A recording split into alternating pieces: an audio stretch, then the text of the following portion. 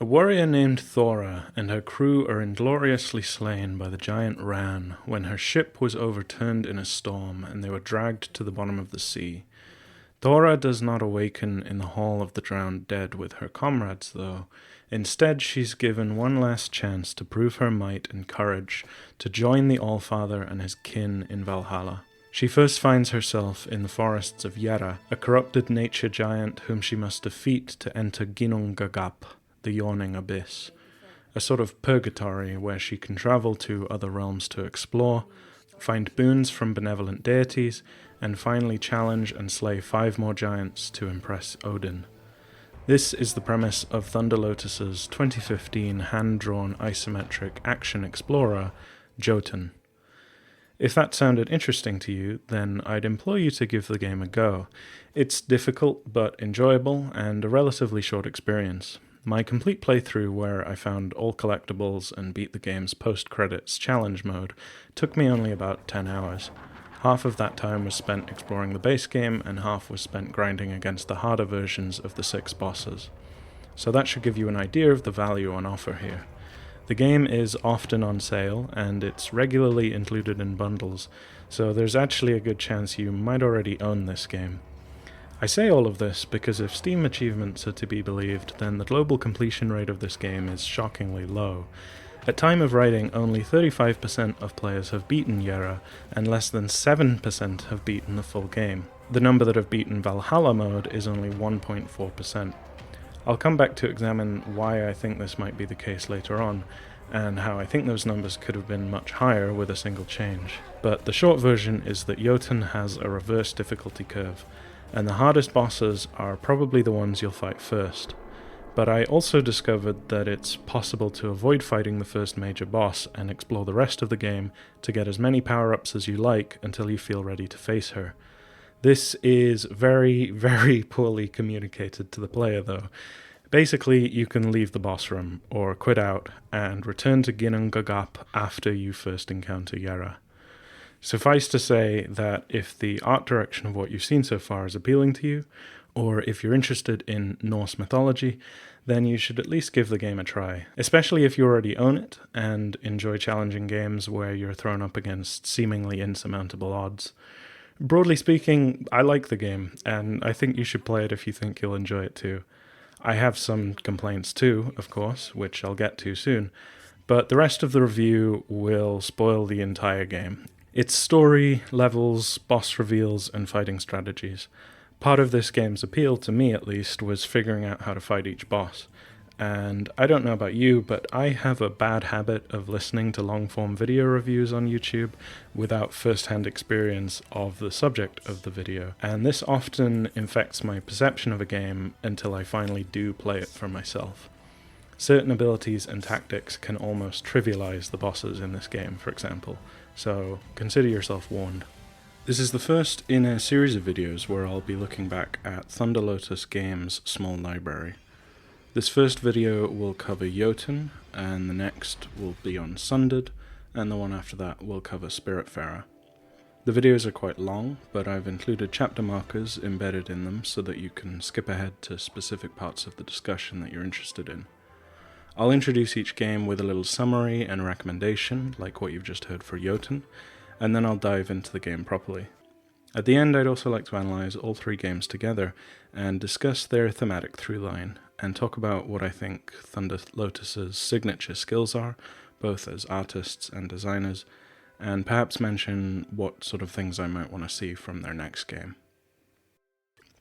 You first awaken in a densely forested region of Jotunheim, overlooking an ancient barrow mound, with the world tree, Yggdrasil, rising infinitely in the background.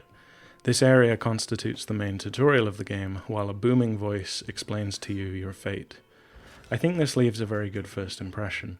The art style is gorgeous, with pencil marks still faintly visible under the vividly coloured cells, and painterly backgrounds in the style of an old Don Bluth movie. The phonesthetically pleasing Icelandic voiceover is very appropriate for a game primarily influenced by the stories of the Poetic Edda. Ég heiti Þóra og ég var fædd til að berjast. 9 stormasömum nóttum eftir fæðingu mína nefndi faðir minn mig eftir þrumuguðinum. Faðir minn var höfðingi þorpsins. Indeed, Icelandic is the closest living language to Old Norse, and all of the sounds heard in this game seem to bear a weight to them that cement them closely to their source inspirations.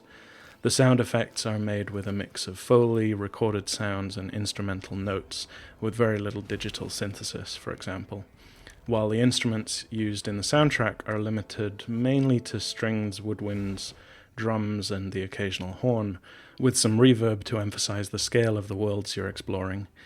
Even though the soundtracks are more melodically inspired by classical silver screen movies rather than traditional Viking songs, I actually think this gives the whole game a more fantastical vibe, which is what it's obviously gunning for, not historical accuracy. Mechanically, Tora has 8 directional movement, a dodge roll, a quick low damage attack, and a heavier attack with a long wind-up. Later on, she'll find limited use gifts from the gods that she can cycle between and cast at opportune moments, but for now this is the extent of her mortal abilities. Or so I thought. It turns out that she can also delay the wind-up on her heavy attack if you hold the button down, and only swing her axe once the button is released. But I only discovered this during the final fight on Valhalla Mode, so I'd been trying to time my heavy attacks much more perfectly than the game actually requires of you up until then.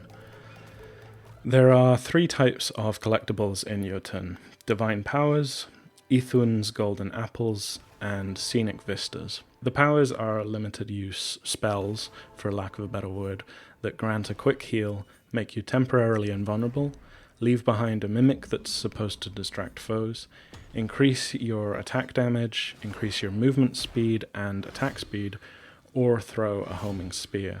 The powers only refresh their use if you die, or when you find a wellspring of Mimir while exploring, which also serve as the game's checkpoints. The golden apples raise your maximum health, and are usually the most difficult to find. And the vistas reward you with a nice view, sometimes of another location in the game, while Tora narrates what she knows about what you're both looking at. At the end of the Barrow Mound, you fight an unnamed Draugr, which I had honestly forgotten about until I started a second playthrough to collect some extra footage for this video. It's odd though, because he's actually the only unique enemy in the whole game, as even the final boss summons spirits of the other 5 giants during that battle. So this one lonely skeleton is only fought once. Anyway, this fight is here mostly to get the players used to fighting gigantic creatures, as the more damage you do, the larger he grows, until he's so big that you can run between his legs. There's no achievement for fighting this guy either, but I'd love to know what percentage of players got past him, but subsequently gave up on Jera. The first proper boss fight begins with a single flower that erupts into a heaving mass of wooden tendrils that then reveal a giantess imbued with poisonous wild growth. This is Jera, the rune of harvest, fertility, and earth. Her strongest attack, and by far the most likely to two-shot a new player, are her heavy downward smashes. A little bit of careful observation reveals how the game uses shadow to show where an enemy will strike though. I also discovered a strategy fairly early in my attempts that let me get a lot of easy hits on her right side after she starts her long chain of smashing attacks. The first thing you'll probably notice after you get close enough to hit her is how little damage you're doing. Basic attacks take tiny chips out of the boss's enormous health bar, and it's really only your strong attacks and the powered up attacks that you'll get later on that are worth using for anything other than stagger damage. That is, when you get enough hits in quick succession, you can stagger the foe, and this leaves a vulnerable point on their body that deals bonus damage when you strike at it directly. For Jera, this is the flower in her belly that we saw at the start of the fight. Each boss has 3 or 4 phases that they transition to when their health drops below certain thresholds. For Jera, her first phase just consists of smashing, and the occasional wave of brown gas that poisons you if you don't stay near a blue flower. Her second phase adds in spawning waves of plant-like tentacles that swipe at you, and which you can cut down. Her third phase splits the arena into 5 segments, which makes dodging the tentacles harder unless you hit the dividing roots with a heavy attack. And I think there's a final phase too, where she just ramps up her aggression and increases the number of tentacles that spawn. The music shifts in each phase too, getting more and more frantic. What's nice about this fight, and indeed all of the fights in this game, is that you've been kind of subliminally prepared for them by the tutorial and the exploration that you just did in the preceding level. The Barrow Mound teaches you about the poison gas, the giant roots that require heavy attacks to make them recoil, and the small fleshy tentacles that flop at you when you get near. All of this without any pop-up box or voiceover, just natural gameplay and a trust in the player to put it all together in the big fight. It's this progression of gameplay mechanics and the subtle restraint that the game often holds in letting you figure stuff out for yourself that's something that I really want to praise. After defeating Jera, the game opens up and lets you choose any of the 4 other locations to tackle next. Although the game hints at you to follow Odin's ravens, you don't have to go through the levels in that order, and I didn't even notice the ravens until I beat my second giant. So I'm gonna go through the locations and the giants in the order that I played them. Having said that, I won't go into quite as much detail as I just did for Jera. That was mostly for the benefit of any folks still listening trying to decide if they should play this game or not. So I went to the fiery region first, Muspelheim, to Ymir's blood. And I'm kind of glad that I did, because you're tasked in this level to make your way through the swampy, decaying bones of the first giant, Ymir, whilst finding plates in the ground that depict the creation of the world. Thora tells of how in the beginning there was nothing but the void. Then from the waters of Fjellgirmir came the mortal and the divine realms. When they touched, Ymir was born. From his sweat came the giants, the titular Jotun.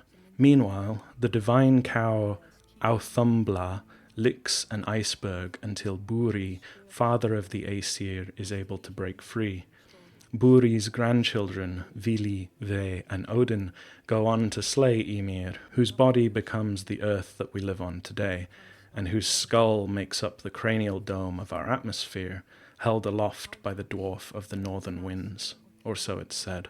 I think this level sets the tone for the whole rest of the game.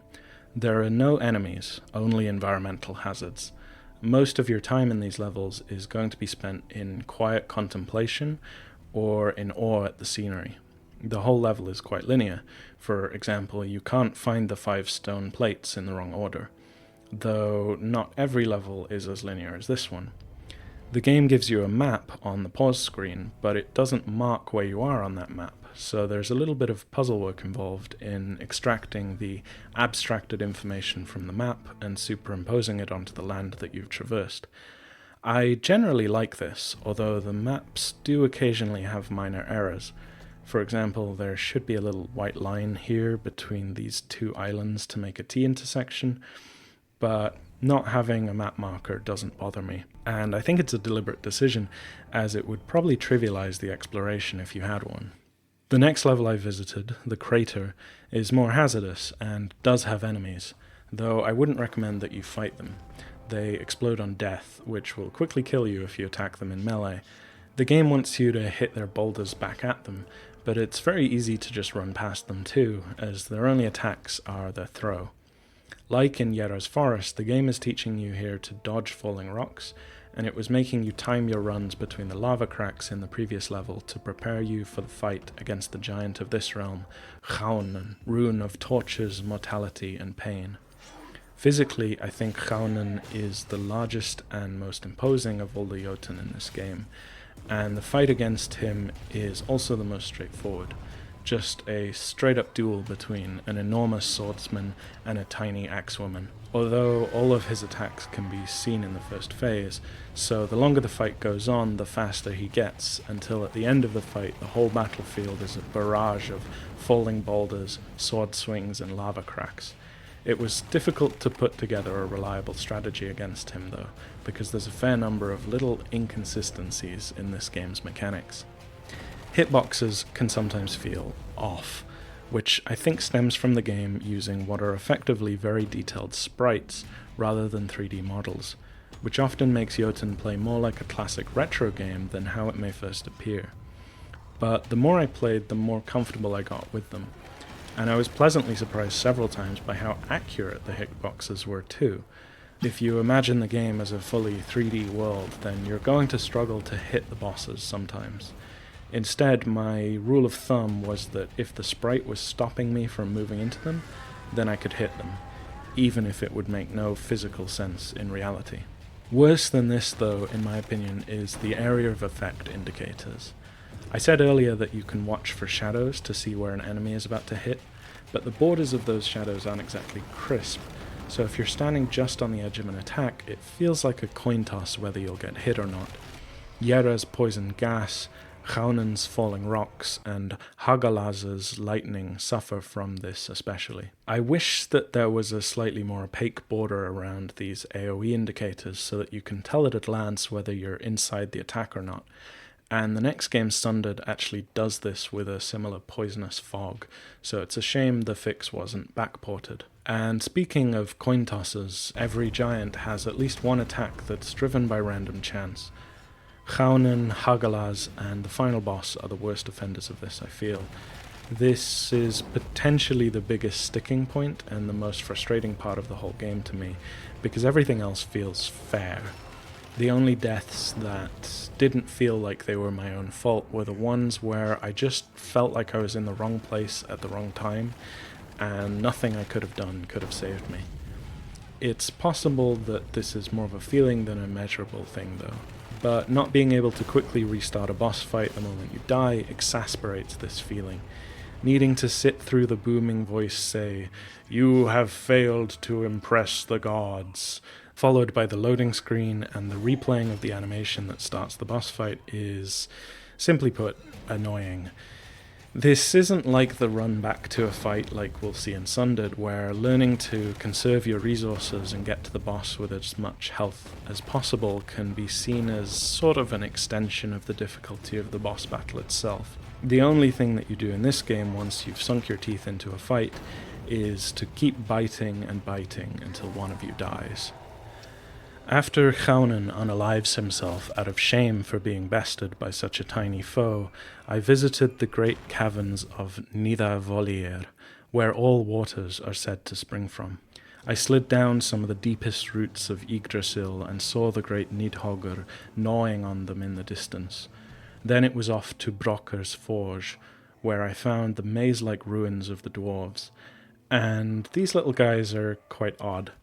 I feel bad for them, honestly. They die incredibly easily, and their bodies pile up in the empty streets as you quest for their hidden rune. In fact, contrary to most other games I've played, the corpses you leave in a level will not despawn, which leaves quite a grim impression when you wander around looking for things you've missed. The third giant I fought was Fe, rune of wealth, power, and gold, whose size is perhaps only rivaled by that of Kaunan's. She summons an army of dwarves to fight in the arena at her side, but spends most of the fight accidentally killing them with her shield. This battle is about positioning and avoidance mostly, but this is also the most boring of the 6 bosses, in my opinion. The number of dwarves is far too high to ever be considered fair, but most of the time they don't attack you until Fe calls them into action. Halfway through the fight, pillars also appear around the arena that you can destroy to knock down some boulders from the ceiling for random extra damage, but I never found them that useful.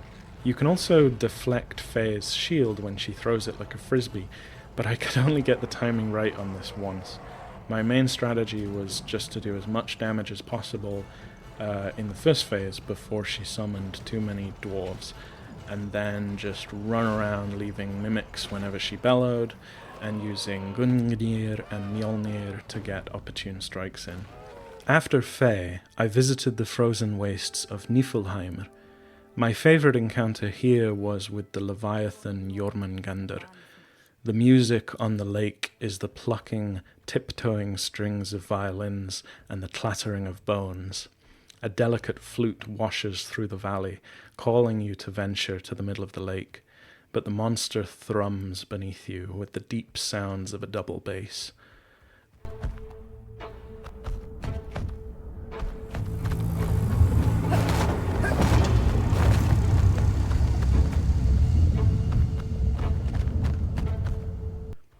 When it lurches up to try and eat you, brass horns bubble and blare out its terrible cry.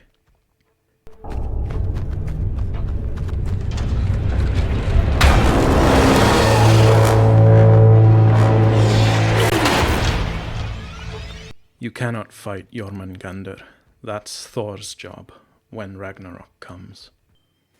The next fight is against Ys, rune of frost, stillness, and power. This fight takes place on an ice bed, so the slippery physics make a return from the lake, along with ice chunks that you can smash into him like bowling balls. His breath is a cold, icy wind, like what you'd seen in the other level in Niflheim too.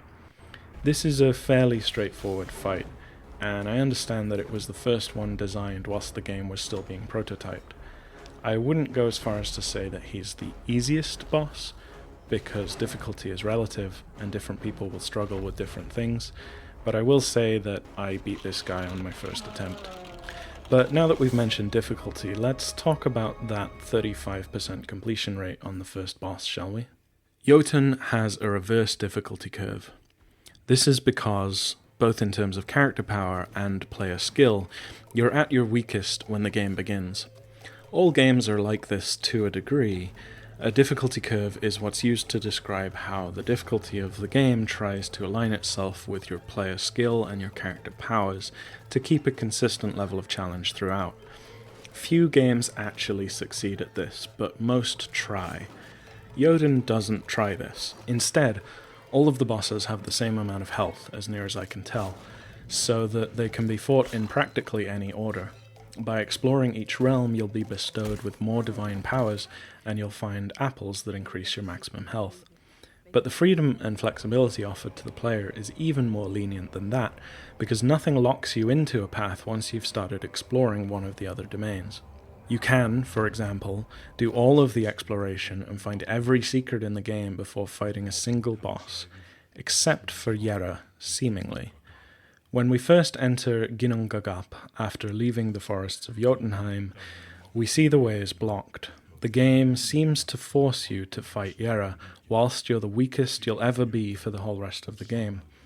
Except this isn't quite true. I discovered a lone comment in the Steam community page for Jotun from Alexandra Martin, one of the game's programmers and founders of Thunder Lotus games, whilst writing the script for this review, which says, quote, "You can make the game easier by skipping the boss fights. You don't have to kill them to progress. Get all the powers you want, and kill them after that. You might notice the game forces you to go to the first boss. However, once you've triggered this fight, you can backtrack and go to the other levels." As I said at the start of this review, this is very poorly communicated to the player, and most of the guides that I've read since for this game don't even mention it as a possibility either. They all say that you have to fight Jera first. In other words, the game doesn't tell you at all that these giant tree branches blocking the path would be cleared if you return to this area, because, quite literally, they're not drawn on an animation cell. They just look like part of the background. So the problem isn't so much the lack of choice, but in signaling that a choice is even present at all. Imagine if these branches had been the recoiling type we'd seen earlier in the first level. I think that would have invited curiosity rather than blindly leading the player up towards a boss fight they may not be prepared for. With only a 35% completion rate, this gives Jera the unfortunate appearance of what we'll often call a filter. An encounter that makes an unwitting or uninitiated player quit out of frustration. I don't think that this was the intent at all, though. Otherwise, why would the rest of the game be structured the way it is? I think this is just a mistake in the design that was overlooked by almost everyone until now. My hope is that one of the developers sees this video and is able to push a small update all these years later. But failing that, I hope that people who might have liked this game but bounced off of Jera now know that they can explore the rest of the game at their leisure. The last areas I visited were on the World Tree itself, Yggdrasil and the northern lights above its highest branches. I like these places visually, but I don't have much to say about them. I love the stylized drawings of the animals in the constellations. I love the cartoon expression on this giant eagle when it tries to grab you, but the levels themselves are kind of annoying. In the clouds, random lightning spiders will just shock you from time to time, and they're very hard to dodge. And in the trees, it can be hard to sometimes tell which leaves are walkable platforms and which branches can be climbed up. The perspective and artistic constraints are really being pushed to their limits in these two levels, I think. Hagalaz, rune of hail, crisis, and chaos, is the most visually striking of all the bosses, and her battle arena takes place in the sky, looking up at circling clouds that I think may have been inspired by an etching called The Empyrean by Gustave Doré, or perhaps the stunning cloud paintings of Geoffrey Smith. Either way, it's a very cool arena. The fight against Hagalaz is a little less cool though. Some of her attacks are amazing, and I love her wild energy and maniacal laughter, but those random lightning spiders make a return, and they really are the worst. Plus, her coal lightning attack suffers from the same unclear AoE indicator problem that I mentioned earlier. Still, she was the penultimate boss for me, so pulling on all my divine powers, I could pretty much beat her in a damage race after a few attempts. Finally, we are taken back to Ginnungagap for our final fight against none other than Odin himself. I've tried to keep him a secret up until this point, just in case there's a few people still listening who haven't played. The reveal is not really that surprising, but the fight is a little disappointing. Odin throws spears at you, which home in on you. You can attack them at just the right time to destroy them, or you can dodge them at just the right time to get through, but I don't recommend doing this because they'll swing around a few seconds later, and you'll just have to dodge or attack them again. You can also block them with Heimdall's shield, or make them fly into one of Loki's mimics.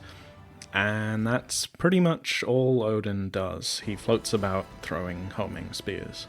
In the second phase, he summons aspects of the 5 giants you've previously fought to do a single attack and then vanish. In the third phase, he summons up to 3 at once, and in the final phase, he summons all 5 at once. Which ones he brings in and where they're placed are yet more instances of randomness, and the worst 2 to get, in my opinion, are Jera, because her poisonous fog covers like 2/3 of the battlefield, and Hagalaz because of her aforementioned lightning. I feel like this was rushed, to be honest, but I don't have any evidence to really back that up. It's just a feeling. I suppose I was expecting him to call in his ravens, Hugin and Munin, to attack me, or for him to sequentially take away my god powers and force me to fight without any divine aid. Instead, we're bombarded with visages of fights we've already proven we can handle, and yeah, I don't know, something just feels off about it. When you kill Odin, Valkyries appear in the formation of a Valknut, a symbol of a knot that you've seen throughout the game, which is generally thought to represent Odin's power to bind and unbind fate. Thus, by stepping into the Valknut, Thora is unbound from her inglorious death and carried to her new afterlife in Valhalla. You and she have finally impressed the gods. According to Jotun's creative director and founder of Thunder Lotus, William Dubé, who, yes, pronounces the name of his own game as Jotun, one of his goals with the game was to dive deeper into the text of the inspirational mythology more than most of the rest of popular culture does. I think this was achieved by leaving the player with an impression of the depth of Norse lore, whilst also telling a very minimalist story. No one exposits for too long, and the majority of voice lines in the game are missable if you're just itching to find the runes and fight the giants. For the players that do feel that the narration is a worthwhile reward for their exploration, though, I think it might spark their interest beyond a surface level, and perhaps help them to learn a little tangentially. I consider myself an amateur student of ancient religious studies, for example, but even I was seeing names of beings and places that I'd never heard of before. Take Ratatosk, a giant squirrel who runs up and down the bowl of Yggdrasil, delivering messages between the serpent Nidhogr and the hawk Vethrfolnir. For the most part, though, all of the gods that deliver gifts to Thora are Aesir that the player is most likely to be familiar with from the narrow list that's been absorbed into popular culture: Odin, Thor, Loki, Frey, Freya, and Heimdall. Probably the only one that most people wouldn't recognize is Ithun. In preparation for this video, I re-listened to Neil Gaiman's Norse mythology, and though the stories of the antics of the Aesir in that book are wonderfully told, they do somewhat obscure the fact that they were once part of a living people's real pantheon and culture. The story of Thora and the Jotun, on the other hand, feels much more like the sort of tale you might have actually heard told around a campfire on a clear spring evening in ancient Scandinavia. There's an assumption on the part of the narrator that you kind of already know about all of the things that they're referencing, without stopping to explain every few minutes, and that's a neat trick to make a setting more believable. One of the things I really like about Thora is her design. According to the making of documentary, she was very deliberately not sexualized, and was about as realistically proportioned as a cartoon woman who can wield an axe almost as big as she is can be. Even now, this body type is scarcely seen in popular media, let alone as a video game protagonist, yet it's a body type that I saw regularly among the women whom I used to do Dark Age reenactment with. Muscled queens and plump short stacks are only just starting to see the representation they deserve, and anything that helps speed that up is good in my books. Thora is the second-born child in her family, and throughout her story she tells us of her need to prove her worth to her clan and her father, and of the betrayal of her jealous brother, who kills their father to try and steal the chiefdom. All that makes her death at sea the more tragic. There's an element of thematic poetry then between the woman who always lived in her brother's shadow and the woman who, in death, must face down the colossal Jotun. Meanwhile, the design of the giants had to be pushed beyond the references of their primary sources. The Jotun are rather simply described in the Poetic and Prose Eddas as giant humans, so the art director Joanny Gauthier had to push for a more stylized look, inspired by the primal elements of nature, combined with a more animalistic or abstract look in some cases too. All of this, in addition to their different movesets and battle arenas, make your encounters with each Jotun feel completely unique from the others. Valhalla Mode is basically hard mode combined with a time attack mode that makes the experience much more arcadey. Each boss more or less starts in their second phase or has something else in the room that makes the fight harder, like poisonous blooms that help to protect Jera, and they just keep amping up from there. The strategies you have to employ to win here can sometimes feel like cheating, using your speed and damage boost at the same time to get as many powerful hits in as possible. It almost always turns into a DPS race. I think these fights were the most frustrated I felt in the whole game, and where I really saw the mechanical seams of the game coming apart. I wouldn't really recommend Valhalla Mode unless you really like this game. There are achievements that challenge you to go even further too, like fighting without any god powers, or taking no damage, or killing them within a certain time limit. I managed to get a few of these, but I don't think the game is mechanically sound enough for them to really be justified. Maybe someone who's grinded for 20 hours against one of these bosses to get a single achievement will attest otherwise, but those sorts of people are operating on a different plane, I'm telling you. In the next video, I'll be looking at the eldritch horror action game Sundered. So I hope you'll join me then, and thanks for watching.